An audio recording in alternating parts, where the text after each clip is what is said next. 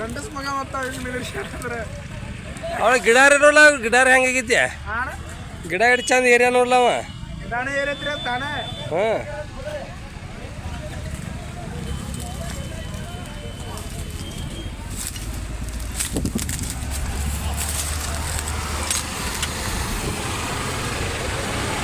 ಹಂಗ್ರಿ ನಾಶಿವ್ರ ಗಿಡ ಭಾಳ ಚಂದ ಏರೈತಿ ಡ್ರೈವರ್ ಹೋಗಿರ್ಬೇಕು ಎಲ್ಲೇ ಓಡಿ